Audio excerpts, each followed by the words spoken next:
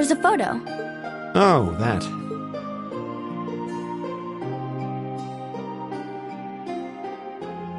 Aww, look at cute little Machias there.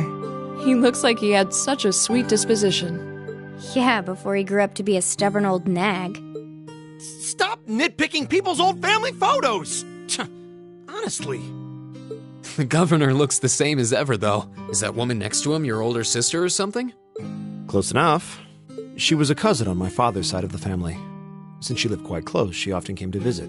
Our family was just my father and I, so having her around was a big help. The way you speak about her seems to imply you no longer see her. Did she get married and move away?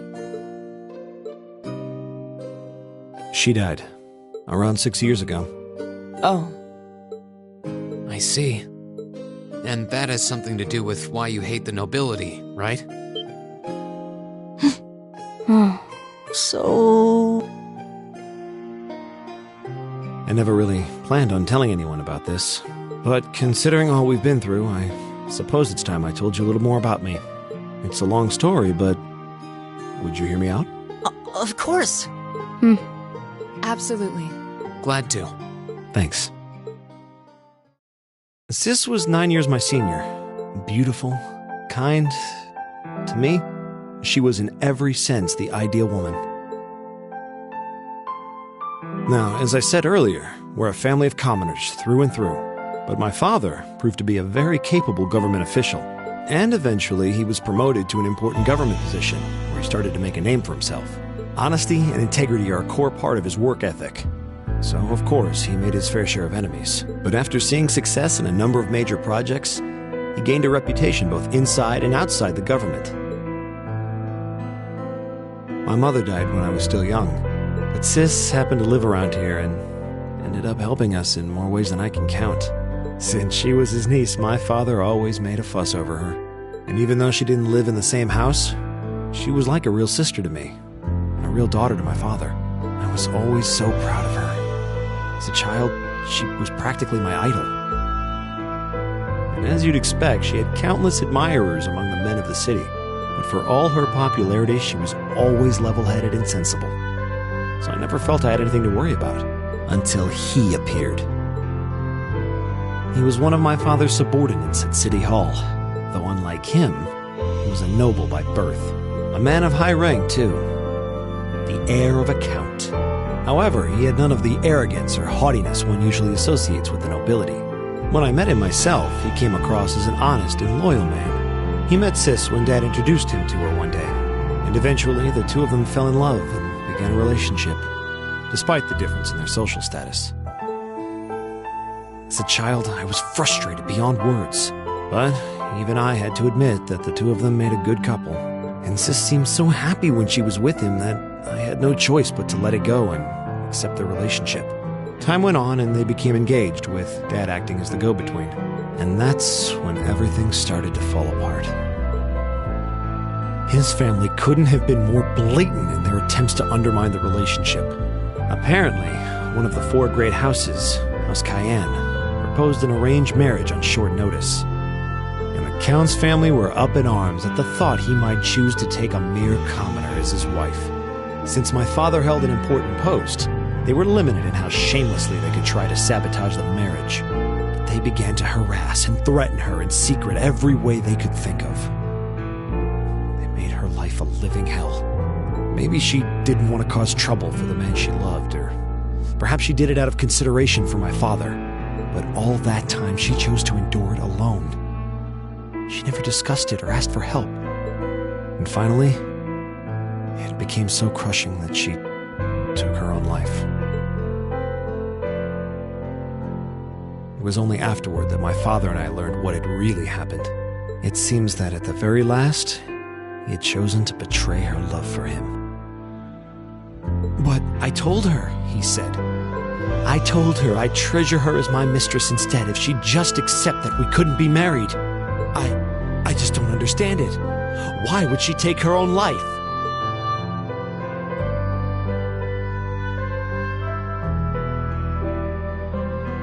After that, my father seemed to redouble his efforts. It was like watching a machine kick into high gear. With the help of his ally, Chancellor Osborne, he was able to wrest control of City Hall from the noble faction. Then, 4 years ago, he was appointed to his current position as governor of Heimdallr. And that's how the Regnitz family came to be where it is. I don't even know what to say. So that's why you started hating nobles? Yeah. I was so furious at Sis's death. My hatred needed to be directed at someone. Anyone. First I blamed her fiancé, then his family, then the family of the Duke who tried to intervene. In the end, I just hated the nobility as a whole. The people, their culture, the entire idea of social classes. I desperately wanted the strength to win against them. To show how right I was. How wrong they were. But deep down, I knew the truth about my hate. I knew I was taking out my anger on people who didn't deserve it. People who had done nothing wrong. You did? They may be from different social classes, but people are still individuals. Sis's fiancé was faithful to her. He just wasn't strong enough to shield her from all that ugliness, despite his love. And the Count and his family were only acting in their best interests, which is to be expected, really. Ultimately, I've had to acknowledge that not all commoners are good people, and not all nobles are unworthy of respect.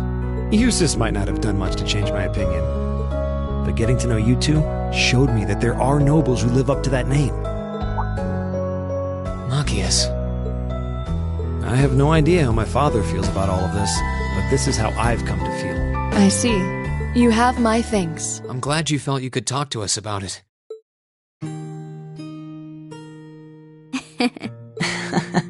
Still, I don't think it hurt to be a bit more honest with yourself. If you're willing to admit all of that, maybe you can find it in you to be friends with Eustace too. Are you kidding me? I might accept that not all nobles are bad, but that arrogant, self-centered fool can go choke on a palm. Always mocking me for spending so much time studying, or telling me I need to get out more. I don't think he goes quite that far. Besides, I don't think he does it on purpose. He doesn't mean any harm. That's the most irritating part! He does it without thinking! Well, that was a good coffee break, wouldn't you say?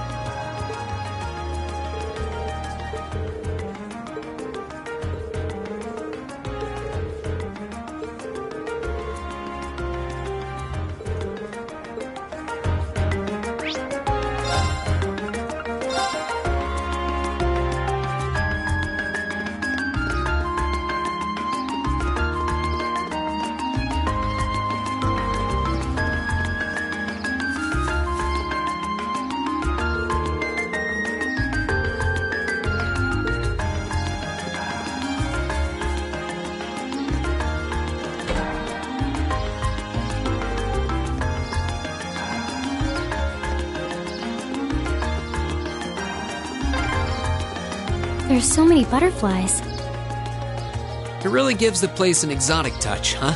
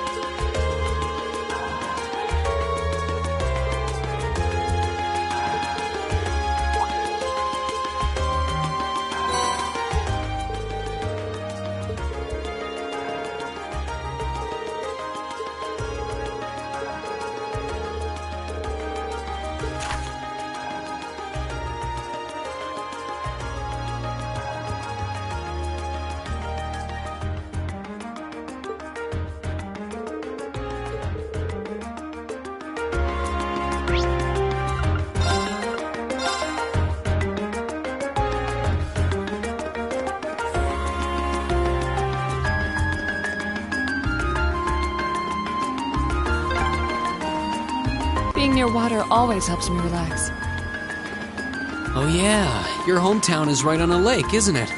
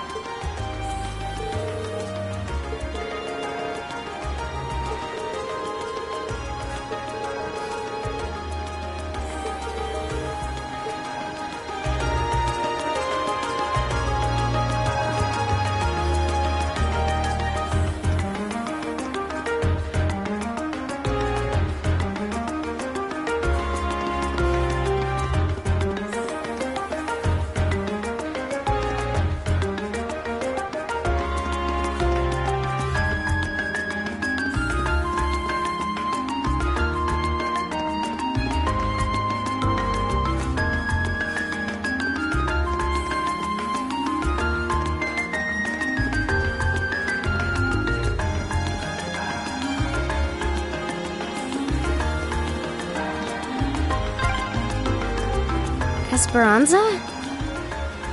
I believe it means hope.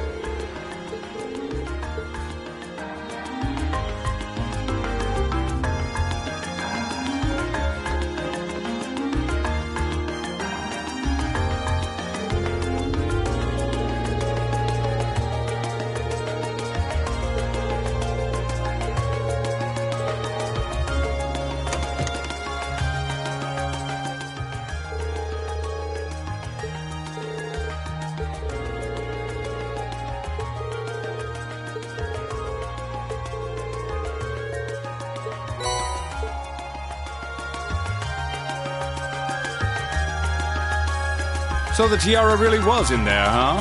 Now I'm wondering if the last passenger who stepped off the tram was Phantom Thief B himself.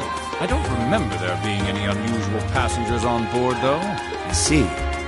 So you have no idea who Phantom Thief B could have been then? To have done so much and yet left no trace of his presence. You must truly be a master at covering his tracks. I'll say. But hey, at least we were able to get the tiara back. I suppose that's good enough. What's wrong, Rean? Why are you staring at me like that? I think it's time we put an end to this little charade. Don't you, Baron Blue Blanc? Or should I call you Phantom Thief B? What?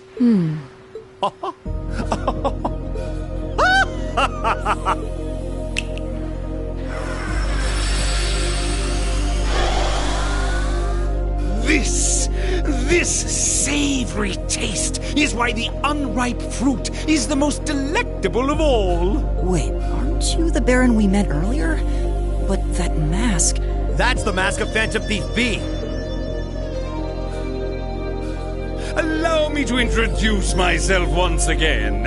I am Phantom Thief Blue Blanc, otherwise known simply as Phantom Thief B. Baron Blue Blanc is but one of the many roles I have assumed during my pursuits. Incidentally, might I ask when you first discovered my true identity? It didn't really take much discovering. You went out of your way to show up in the Crystal Garden after all.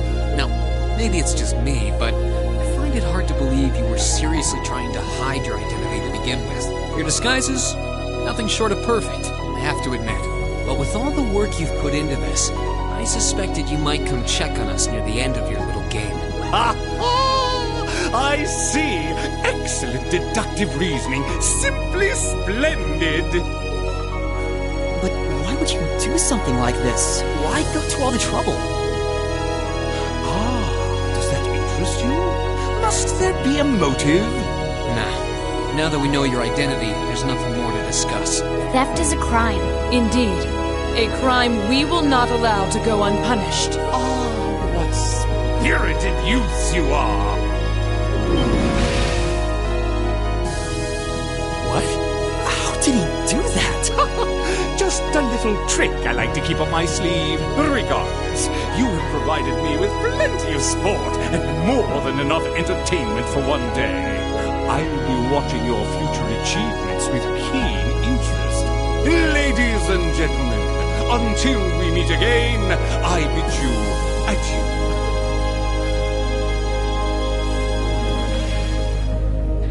He disappeared again. That's quite a little trick. You might still be nearby. Let's search the area.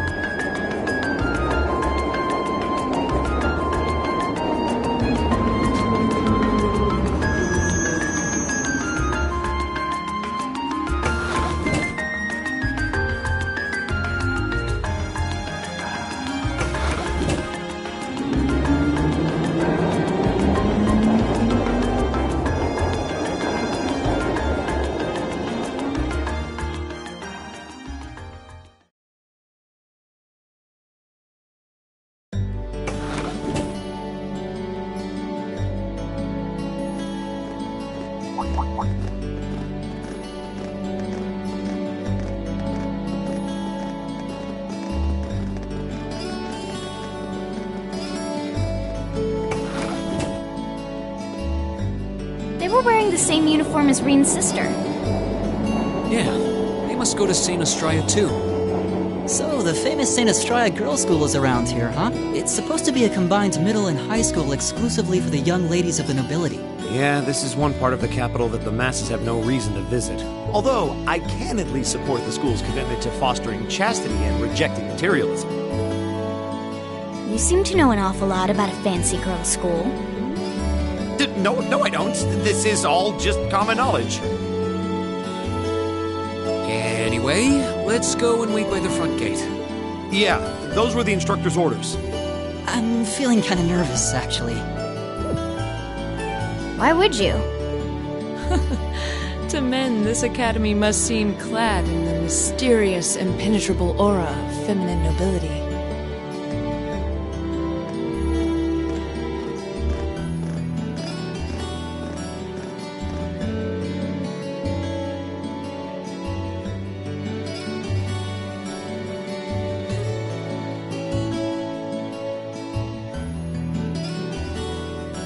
I was wondering, did you not want to come here, Laura? My father did recommend it to me, but they offered no classes in the martial arts. That alone was reason enough to look elsewhere. I can totally understand that. Though I get the feeling Laura would cause a real uproar if she went to a school for genteel young ladies.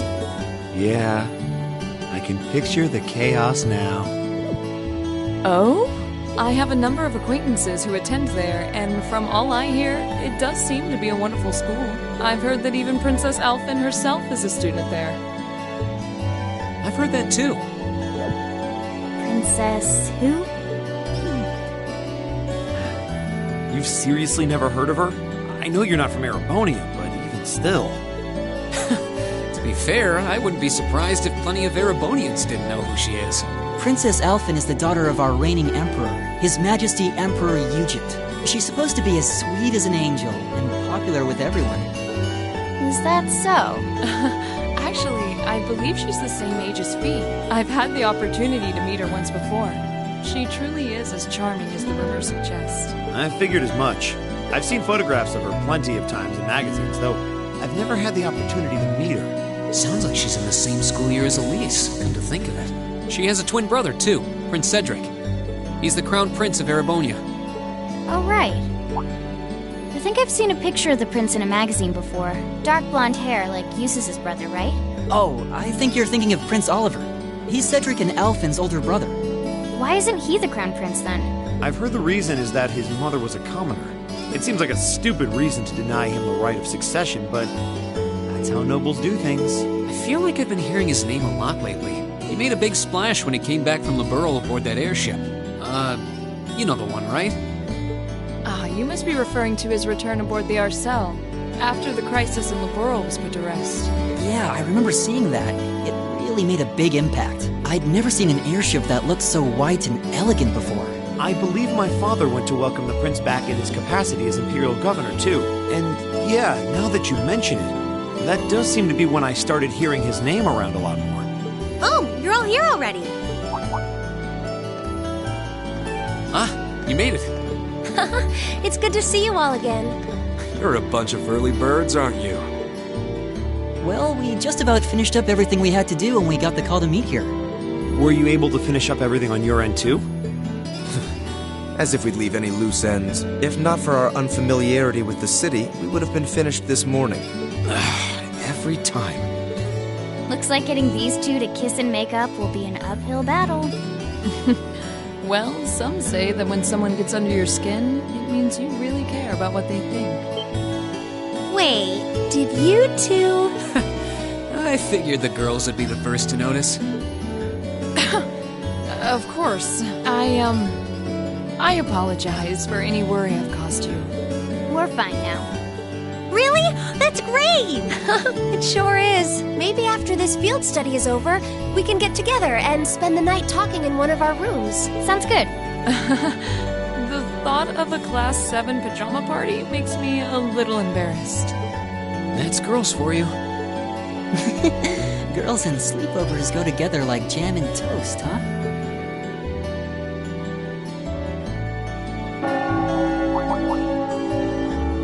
That must be Heimdallr Cathedral's bell. It has a solemn, stately sound, wouldn't you say? It sounds so different from how it does in the Ost district.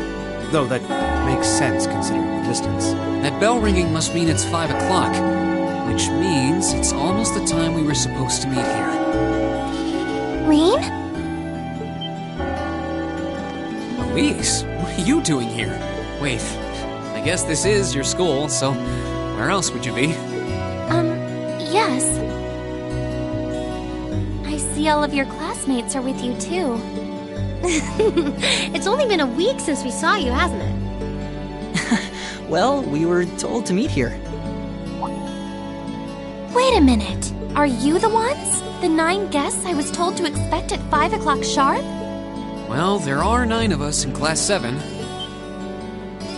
Wait, what? Then that would mean you're the one we were told wanted us to come here? Actually, I suspect that would be a friend of mine. Why does she always have to be such a mischief maker? I swear, she could have at least given me a little warning that you were coming. Elise? Anyway, where are my manners? Welcome to St. Estrella Girls' School. I hope you'll enjoy your visit. Right this way.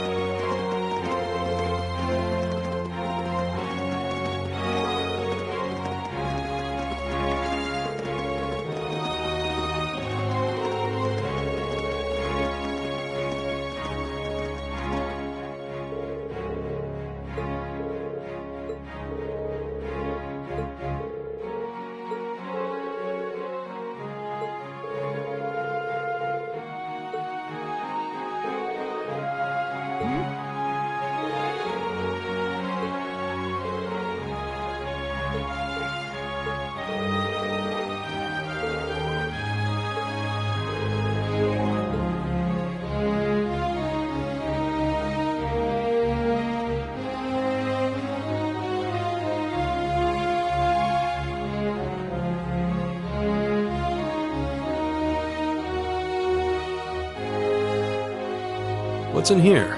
It looks like an indoor garden. This is the Academy's Rose Garden. The person who called you here is waiting inside. Who did call us here anyway? Whoever they are, they must have considerable social standing. Your Highness, I brought the guests. Thank you. Please show them in. Oh. No way. Hey, Elise, is that... You don't need to ask when you already know. Now, if you'll follow me.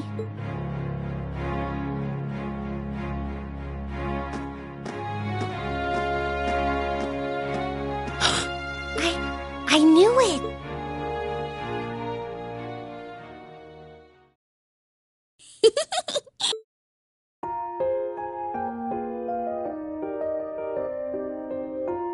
Welcome, ladies and gentlemen of Class 7. My name is Alphen. Alphen Rice Arner. It's a pleasure to meet all of you.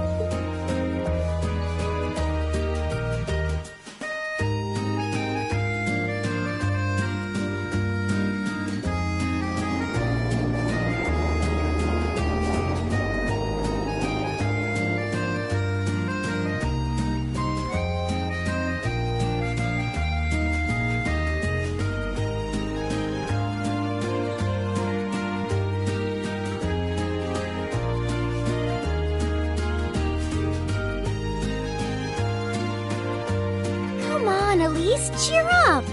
I'm sorry, alright? I was only trying to tease you a little. Don't you have something you wanted to discuss with everyone? please, go right ahead. Well, that aside, it's been a long time since I last saw both of you, Eustace and Laura. I'm glad to see you're both well. Likewise, Your Highness. You've become even more fetching since we last met. Aw, thank you! I was rather hoping that you'd decide to enroll in Sanctus Dryad too, but it seems you chose to attend Thor's after all. Well, I've committed myself to following the way of the sword, and Thor's gives me a place to hone my skills. I apologize for not being able to live up to your expectations. First I lost Angelica to Thor's, then you too. Perhaps I should just transfer there next year myself. Your Highness. Got you to look! But Well, she seems lively. She seems far more easygoing than I was expecting. I've heard plenty about her, but none of that prepared me for meeting her in person. So, this is what it's like to be in the presence of royalty. It's actually rather overwhelming. I can see why people always compare her to an angel. Me too.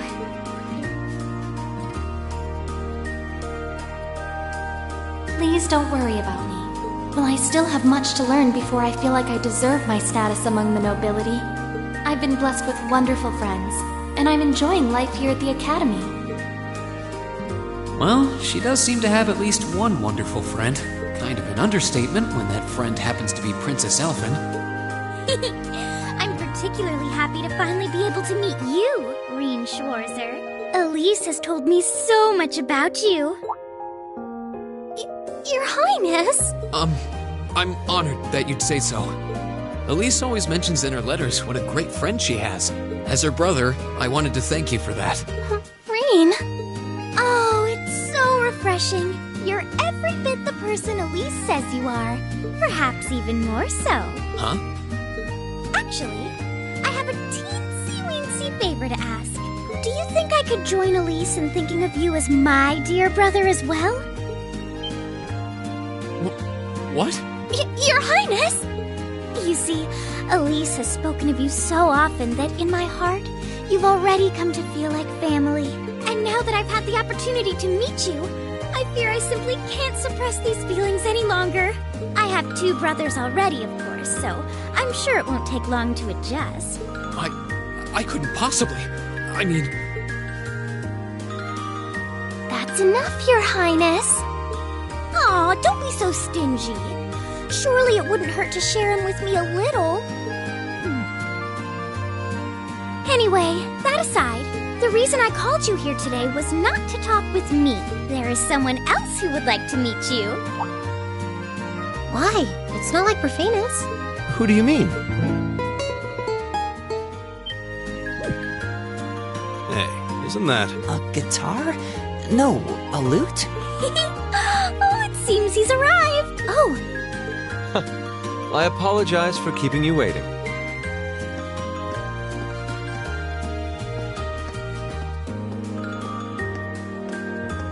It's a pleasure to see you again. And you as well, young lady. Well, I trust everyone here has been making themselves comfortable.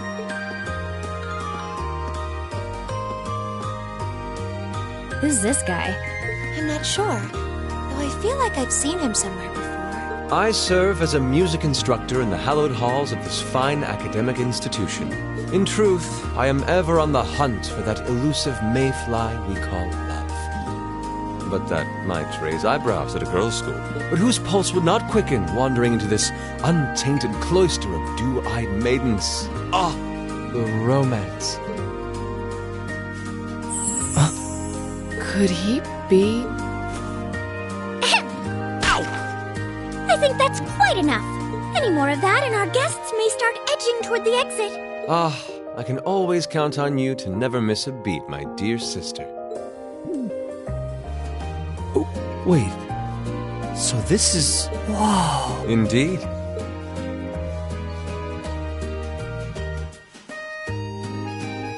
"'Tis I, Olivert Ricey Arner, also known by some unscrupulous individuals as the Debaucherous Prince. I also serve as Thor's Military Academy's ornamental chairman of the board. It's a pleasure to finally meet you, ladies and gentlemen of Class 7.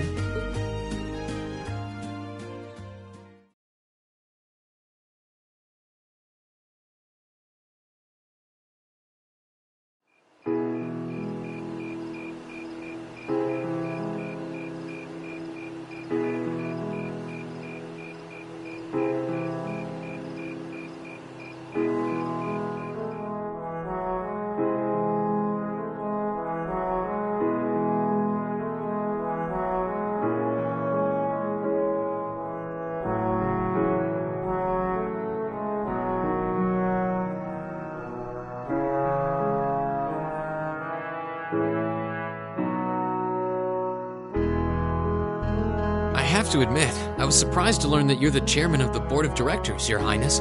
I'd heard that the chairman was a member of the imperial family, but still. I'm not surprised. Who would expect the infamous prodigal son to chair a committee at a prestigious academy like Thor's? I suppose it's not surprising they'd rather keep it hushed up, though. It wouldn't exactly be great for the school's image. That's surprisingly forthright coming from you. Is it really true, though? I mean, that you were the one responsible for establishing Class 7, Your Highness? Indeed. You see, it's always been a tradition that a member of the imperial family serves as chairman of the board. At first, I wore the title in name only, but I had a change of heart after my vacation in Liberl 2 years ago. You were in Liberl back then? That would put your visit during the incident that occurred there, correct? Right. All I've done since I returned to Erebonia has been inspired by my experience during the crisis in Liberl. As a result, fruitless though they may prove to be, I've set a number of plans in motion, one of which is to bring the winds of change to Thor's military academy. A gust of fresh air, if you will. Winds of change, huh? I can only assume you're referring to our class? Then the one who decided to throw both commoners and nobles into the same class was... Yes, the idea was mine. Although the selected students also had to have a high aptitude with the Arcus units, too. I think I'm finally starting to understand the reasoning behind Class 7, and why we're being sent all over Erebonia on these field studies. To show us firsthand and give us cause to consider the conflict between the two factions. That is the purpose behind our field studies. Is it not, Your Highness? That is one of the reasons, yes. However, my foremost intention was to show you that during your lives, you will encounter many obstacles and conflicts, not just between factions, but between the capital and the provinces, tradition and technology, even between nations. In these turbulent times, I thought that this would provide the hands-on education today's promising youths need. We need up-and-comers who can think and act independently to face tomorrow's challenges head-on. That makes sense. Wow, that's quite a plan. I can't help but feel a little unsure whether we can live up to such high expectations. Hearing your explanation has, at the very least, cleared up many of the doubts I've had up to this point. Class 7 does seem like an ideal environment to expand one's outlook on life. I feel like going through everything we have so far has brought us closer to doing exactly that. Yep. Marvelous. I'm so pleased to hear it. Just listening to you makes me feel even more certain that establishing Class 7 was the right decision. Especially since while the idea itself was mine, I have no real say in how the class is run day to day. Even so, I still hope to meet all of you at least once, if only to tell you all this. And that was when Alphen stepped in and offered to set up this little meeting. I see. Well, I could hardly refuse such a sincere request from my brother. But it also presented me a fine chance to finally meet Elise's beloved brother, as I've always wanted to. Your Highness! Thank you for taking the time to tell us all of this, Your Highness. I feel like now that I know, I want to live up to the promise you saw in Class 7. Thing is, am I right in assuming that Class 7 doesn't exist just to fulfill your progressive ideal? What do you... Oh? The board has its chairman, of course, but 3 directors besides.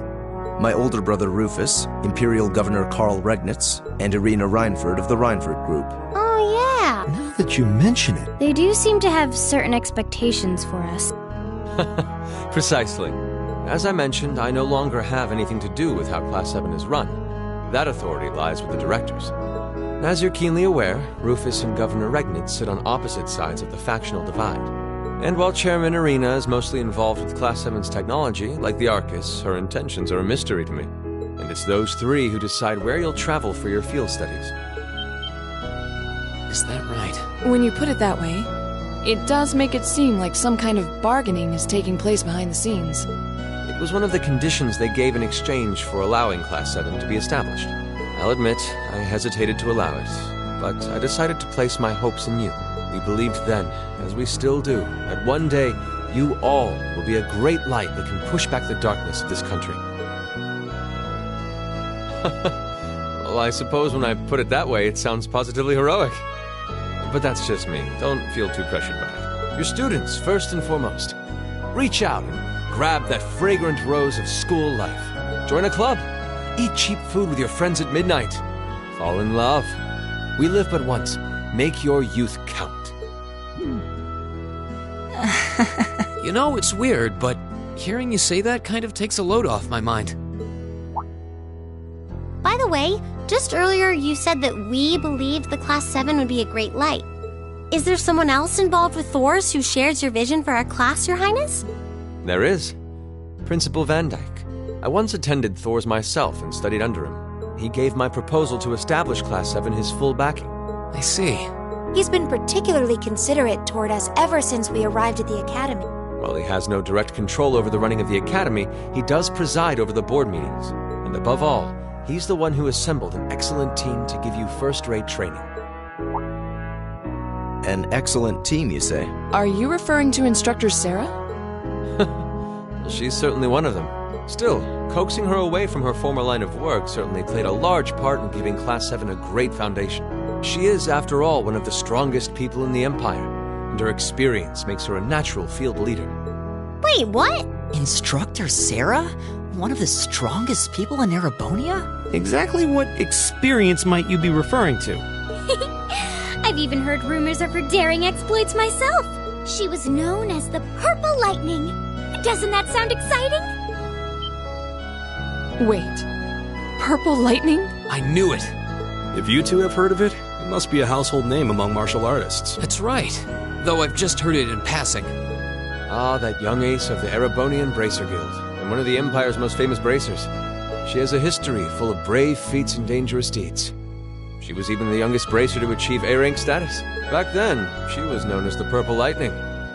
Now, you know her simply as your homeroom teacher.